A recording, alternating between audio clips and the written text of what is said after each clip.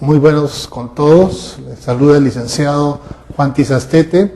Estoy participando dentro de lo que es la Maestría Virtual de Planificación Estratégica y del Desarrollo, y me toca también llevar a cabo el desarrollo de lo que son el tema de contrataciones públicas, que forma parte del curso de Sistema Nacional de Inversión Pública.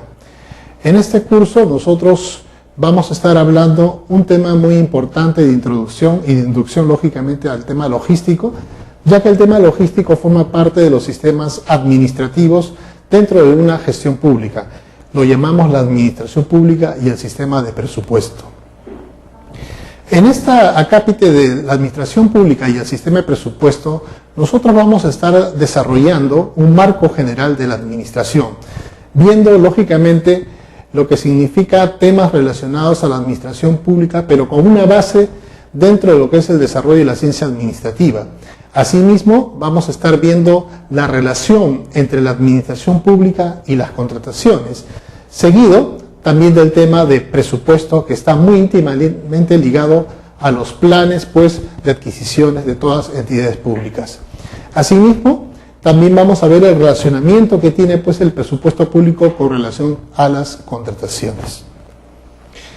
Dentro del marco general de administración tenemos el concepto de administración, tenemos el tema de proceso administrativo, tenemos las organizaciones y su composición, así como los tipos de administración que nosotros podemos identificar dentro de este concepto. Y vamos a cerrar hablando acerca de unas conclusiones sobre la importancia de la aplicación de la administración. Vamos a ver entonces cómo, diversos eruditos en la materia administrativa conciben lo que es el concepto de administración. Schemerholm nos dice lo siguiente, que es el proceso de planeación, organización, dirección y control del uso de los recursos para lograr las metas del desempeño establecido. Entonces acá vemos algo muy importante primero. Se nos habla a la administración como un proceso en el uso de recursos para obtener metas. Entonces, nosotros vamos a ver que la administración habla claramente que es muy importante utilizarla para el uso de los recursos, sean estos físicos, en este caso financieros, sean materiales, etcétera, con un solo propósito, que es el lograr las metas establecidas. Stoner, por otro lado, se nos dice también que también es un proceso, él habla, pero él nos dice que hay que planificar, organizar y controlar el trabajo de los miembros de la organización. Entonces tenemos que tratar con las personas que componen la organización y que son personas que van a coadyuvar al logro de metas establecidas, utilizando todos los recursos de una entidad o una organización. Chavenato también nos habla como el proceso de planear, organizar, dirigir, controlar el uso de los recursos para lograr los objetivos organizacionales. Entonces también se hace nuevamente el recalcar que es un proceso, pero para el uso de recursos. Hay que planificar el uso de recursos, hay que organizar los recursos, hay que dirigir los recursos y hay que controlarlos. Pero vemos que hay objetivos organizacionales que se persiguen. Da Silva nos dice por otro lado que es el conjunto de actividades que hay que aprovechar para lograr la eficiencia y la eficacia con tal de alcanzar los objetivos y metas. Entonces acá tenemos otro concepto más, es la eficiencia y la eficacia, es decir, el buen manejo de los recursos que se nos asignan, pero también la eficacia en el logro de los objetivos o fines. Black and Porter y Heath nos dicen también que es el proceso de estructurar y utilizar conjuntos de recursos orientados hacia el logro de metas para llevar a cabo las tareas. Entonces, la administración concibe también una estructuración de estos recursos, una organización de estos recursos. ¿Para qué? Para orientarlos a llevar a cabo las tareas, actividades que en toda entidad pública se realizan. También Díaz Canseco, García Junco, Martín Jiménez y Periañez Cristóbal nos dice que es el conjunto de las funciones o procesos básicos. Entonces se nos habla de funciones también que se realizan en toda entidad, toda organización, y se nos dice que son planificar, organizar, dirigir, coordinar y controlar, para que realizados convenientemente estos repercutan en la eficacia y eficiencia de toda organización. Entonces son funciones en toda entidad Cada parte de la organización realiza una función, pero no aislada, sino corporativa, conjunta, y lo que logre justamente lograr las metas que se han planteado. Entonces, como podemos ver, la administración está relacionada a los procesos, pero también a actividades que se conjugan con funciones y se aplican en toda organización, grupo humano y recursos con la finalidad de optimizar tareas para la consecución de metas bajo criterios de eficiencia, eficacia, productividad y excelencia. Entonces, ¿cómo podríamos nosotros visualizar, en este caso, la gestión administrativa? Bueno, es la conducción de grupos humanos a través de procesos que van en busca de una meta u objetivo. Entonces, cuando nosotros pensemos en una organización, cuando pensemos en una entidad y sus actividades, debemos ver claramente que estamos tratando con personas. Son grupos humanos. Sin las personas nosotros no vamos a poder lograr los objetivos, pero tenemos que aplicar, digamos, dentro de esta administración procesos que vamos a estar viéndolos más adelante y para poder lograr las metas y objetivos. Y acá dentro de los procesos hay 4 procesos que nosotros podemos visualizar. El primero es la planeación, el segundo la organización, el tercero la dirección y el cuarto el control. ¿Qué es la planeación? Bueno, es un proceso para establecer metas y un curso de acción adecuada para alcanzarlas. Entonces, nosotros cuando hablamos de planeación, estamos hablando realmente de darle una direccionalidad justamente a las actividades que queremos perseguir y lógicamente a una consecución de objetivos que se van dando periódicamente para dar un curso de acción y lograr el objetivo final, que es la meta institucional. Entonces, nosotros tenemos que planificar muchas cosas, tenemos que planificar recursos, tenemos que planear, digamos, en qué temporalidad, en qué periodicidad nosotros queremos desarrollar esos objetivos parciales y totales. Pero necesitamos establecerlo dentro de un curso de acción adecuado llamado, en este caso, planeación. La organización, por otro lado, nos habla del proceso para ordenar y distribuir el trabajo, pero también la autoridad y los recursos entre los miembros de la organización. ¿Y para qué? Para que tengan su finalidad de alcanzar las metas de la organización. Esta organización tiene por objeto asignar y relacionar a la gente en la organización para el logro de objetivos establecidos. Entonces acá estamos hablando de un ordenamiento y una distribución de trabajo, autoridad y recursos. Trabajo, autoridad y recursos. Entonces cada área componente de una organización tiene que tener un peso de trabajo, un peso de tareas. A esos también hay que asignarles un nivel de autoridad y también una cantidad de recursos que ellos requieren para la consecución de sus actividades. La dirección como proceso se identifica como proceso para dirigir e influir en las actividades de los miembros de un grupo o una organización entera con respecto a una tarea. Entonces, necesitamos líderes dentro de cada espacio de la organización. Necesitamos personas que presidan justamente las actividades y que lleven estos grupos humanos a la aplicación de los procesos que van a lograr las metas. Esto es la dirección. También el control es un proceso para asegurar que las actividades reales se ajusten a lo planificado. Qué bueno saber que el control es una pauta que nos va a llevar a un monitoreo, digamos, actualizado en tiempo real, para ir viendo cómo esta planificación que hemos hablado al principio se va realizando en su ejecución. Entonces, aseguramos actividades que se ajusten a lo planificado. También aseguramos los actos y actividades que se conducen hacia la meta establecida. Entonces, cuando nosotros vemos que hay algún punto de desviación dentro de la ejecución de este plan, inmediatamente nosotros tomamos correctivos que ayuden justamente a garantizar las actividades que ya se han planificado o, en todo caso, redireccionar, replantear estas metas que se habían establecido. También se nos dice que el control es una función que busca asegurar que lo realizado se conforme a los planes o normas establecidas. Efectivamente, hay que estar detrás de que cada área cumpla la parte que le corresponde. Hemos hablado que hay diversos sistemas administrativos, pues todos tienen que conjugarse para el logro de metas. No funcionar como, digamos, esfuerzos aislados, sino como un conjunto que busca un todo. Ahora, hablar de organizaciones es hablar de un patrón de relaciones simultáneas y entrelazadas por ello, por medio de las cuales hay personas bajo el mando de gerentes que persiguen metas comunes. Entonces, las organizaciones es realmente ver que en ella se plasma relaciones, se plasma unidades sociales que interactúan y construyen o reconstruyen hasta lograr fines específicos. Ahora, ¿qué composición podemos ver dentro de las organizaciones?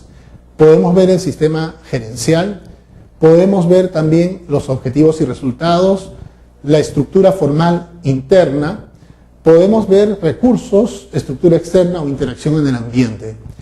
Viendo lo que es el sistema gerencial, podemos decir que es la aplicación del proceso administrativo, ¿no?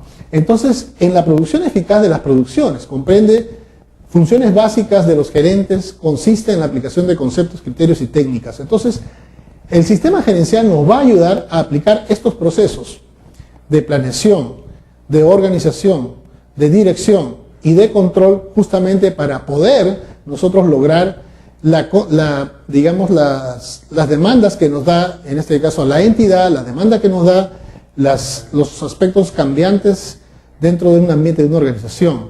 Nosotros tenemos, pues, en ese sentido, como un componente, un primer componente, que es la aplicación del proceso administrativo en la producción eficaz de las producciones. Esta comprende las funciones básicas de los gerentes y consiste en la aplicación de conceptos, criterios y técnicas.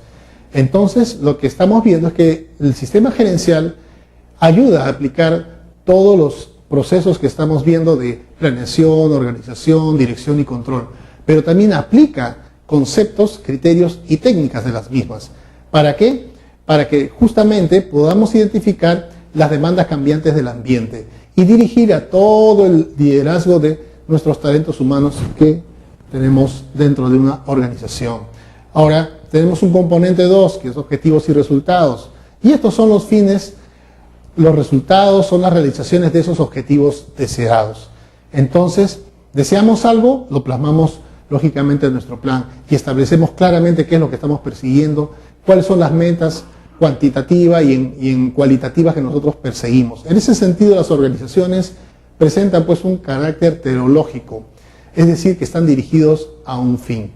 Entonces, toda organización prevé, pues, formal o informalmente, un resultado final que espera en sus acciones.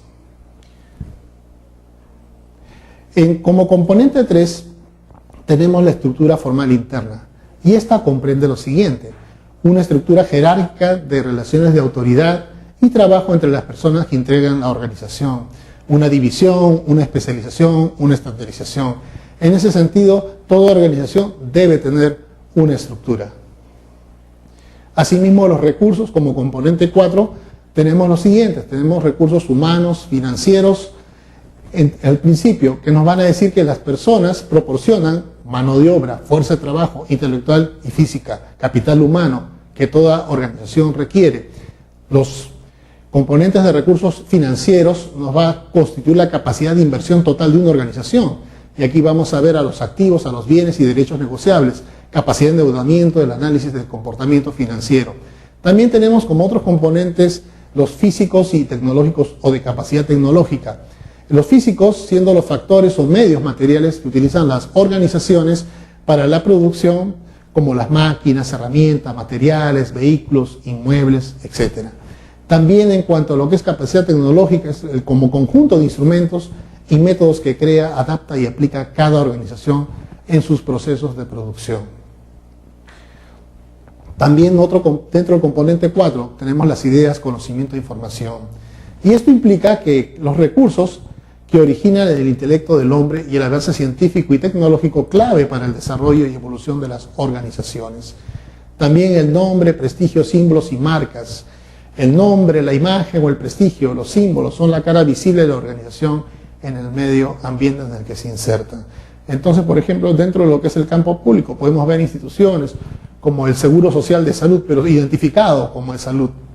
Podemos ver a otros como Sedapal, Petroperú, etc. Dentro del componente 4 también tenemos la estructura externa o interacción con el ambiente, que son condiciones de la estructura social, global, económica, política, ética, tecnológica, que determinan las variables externas o del contexto con el cual debe interactuar dinámicamente la administración de las organizaciones. Ahora, hablar de tipos de administración, bueno, podemos entender que hay tres: administración pública, la administración privada y la administración mixta. Dentro de la administración pública la vemos como un ente que está ligado a la ejecución y observancia de la política gubernamental. Acá también vemos que hay situaciones que la administración pública debe, digamos, tomar en cuenta, como es la ley en acción, que es la parte ejecutiva del gobierno. Entonces la administración pública es la que, digamos, es la que nos da a nosotros justamente un aspecto bastante global dentro de lo que significa realmente nuestro quehacer diario, y que lógicamente hay un poder ejecutivo que nos va, digamos, a dar a entender cuáles son las metas a nivel de la nación. Tenemos la administración privada también, que concierne actividades de los particulares, empresas privadas, grandes, medianas, pequeñas, negocios. La administración mixta son actividades de aquellos organismos que están bajo jurisdicción tanto del poder público como del sector privado. Y a ellos corresponden las instituciones de participación estatal, descentralizadas o autónomas, empresas estatales de tratamiento privado. ¿Qué conclusiones podemos nosotros tener sobre la aplicación e importancia de la administración? Primero, que la administración se aplica en todo tipo de corporación u organización. También es aplicable a los administradores en todos los niveles de una corporación u organización, y la administración se ocupa del rendimiento que implica eficiencia, eficacia, productividad, excelencia. Vamos a desarrollar ahora lo que es la administración pública. La administración pública es la acción del gobierno de dictar y aplicar disposiciones necesarias para el cumplimiento de leyes y conservación y fomento de intereses públicos, y al resolver las reclamaciones a que dé lugar lo mandado. La administración pública es el conjunto de organismos encargados de hacer cumplir esta función. Entonces acá tenemos, dentro de lo que podemos identificar, entre otros, son los ministerios que nosotros vemos hoy en día. También los fines que persigue la administración pública es la satisfacción de las necesidades colectivas. Su misión, pues, es coordinar los esfuerzos, recursos e instrumentos puestos a su servicio para que, conjuntamente con los particulares, se logre la meta fundamental del Estado, que es el bien común. Ahora, el gobierno y la administración pública. El gobierno es la unidad dotada de poder de mando que surge de la integración e interacción de la totalidad de los organismos públicos y que ejercen las diversas funciones gubernamentales dentro del Estado. Ahora, ¿qué relación podemos ver entre la administración pública y las contrataciones, por ejemplo? Ya que estamos entrando. Hemos hablado de procesos administrativos llamados planeación, organización, dirección y control.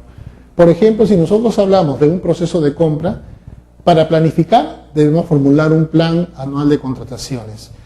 Y en ese sentido nosotros ahí establecemos cuáles son las metas de contratación de bienes y servicios, donde nosotros establecemos qué tipo de procesos vamos a realizar en el año, qué montos vamos a estar invirtiendo, para qué tiempo necesitamos nosotros, en este caso, realizar las contrataciones, y cuándo se inician, cuándo se terminan estas.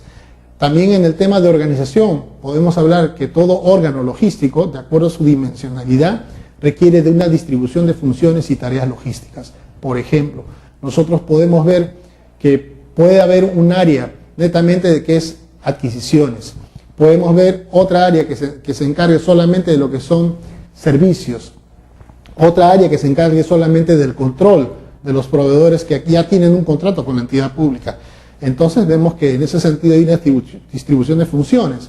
Asimismo, cuando hablamos de dirección, hablamos de delegación en aprobación de expedientes, bases, etc. Si es un órgano logístico que es bastante grande, entonces nosotros podemos decir, bueno señores, acá tenemos un área que se encargue netamente de la atención de menores cuantías. Y el jefe de esa área tiene delegación de autoridad para aprobar los expedientes de contratación concernientes a ese tipo de proceso.